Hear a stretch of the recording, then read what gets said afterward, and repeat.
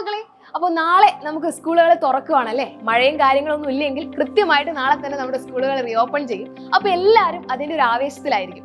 കൃത്യമായി ബുക്കും ബാഗും ഒക്കെ റെഡിയാക്കി നിങ്ങൾ സ്കൂളിൽ പോകുന്നതിന്റെ കൂട്ടത്തിൽ തന്നെ ഒരുപാട് തീരുമാനങ്ങൾ നിങ്ങൾ എടുത്തിട്ടുണ്ടാവും. ഈ വർഷം ഞാൻ കൃത്യമായിട്ട് പഠിക്കും, ക്ലാസ്സിൽ ഒന്നാമതാവാൻ ശ്രമിക്കും, അങ്ങനെ ഒരുപാട് തീരുമാനങ്ങൾ.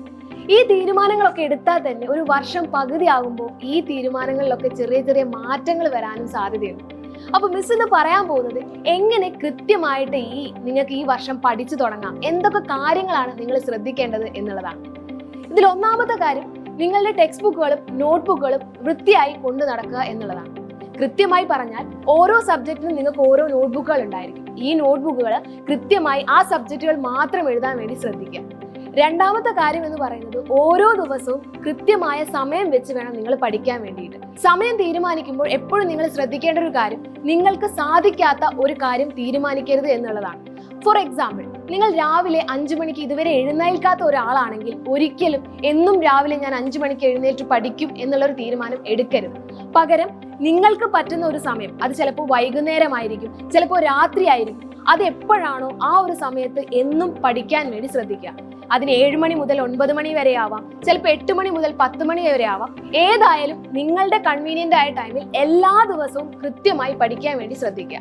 ഇനി എന്ത് പഠിക്കണം എന്നുള്ള കൺഫ്യൂഷൻ ആണെങ്കിൽ, മാത്സിനെ സംബന്ധിച്ച് പറയുവാണെങ്കിൽ ഓരോ ദിവസവും എടുക്കുന്ന ക്വസ്റ്റ്യൻസ് വീട്ടിൽ വന്നതിന് ശേഷം ഒറ്റയ്ക്ക് ചെയ്യാൻ വേണ്ടി ശ്രമിക്കുക. അത് എപ്പോഴാണോ നിങ്ങൾ തനിയെ ചെയ്യുന്നത് അപ്പോഴേ മാത്രമേ ആ ഒരു ക്വസ്റ്റ്യൻ നിങ്ങൾ പഠിച്ചു എന്ന് നമുക്ക് പറയാൻ പറ്റുള്ളൂ. ഇതേപോലെ തന്നെയാണ് സബ്ജക്റ്റുകളും ലാംഗ്വേജസും വരുന്നത്. വായിച്ച് പഠിക്കേണ്ടവ വായിച്ച് പഠിക്കുക, എഴുതി പഠിക്കേണ്ടവ എഴുതി തന്നെ പഠിക്കുക. ഇനി സ്കൂളിൽ പഠിക്കുന്ന കാര്യങ്ങൾ പഠിച്ചു കഴിഞ്ഞ് വീട്ടിൽ വന്ന് നിങ്ങൾക്ക് എന്തെങ്കിലും ഒരു ഹെൽപ്പ് വേണമെന്ന് തോന്നുകയാണെങ്കിൽ അതിന് നമുക്കൊരു സൊല്യൂഷൻ ഉണ്ട്. അങ്ങനെ നിങ്ങളെ സഹായിക്കാൻ വേണ്ടി സൈലം കൊണ്ടുവന്നിരിക്കുന്ന ഓൺലൈൻ ട്യൂഷൻ ബാച്ച് ആണ് അവഞ്ചേഴ്സ് ബാച്ച്.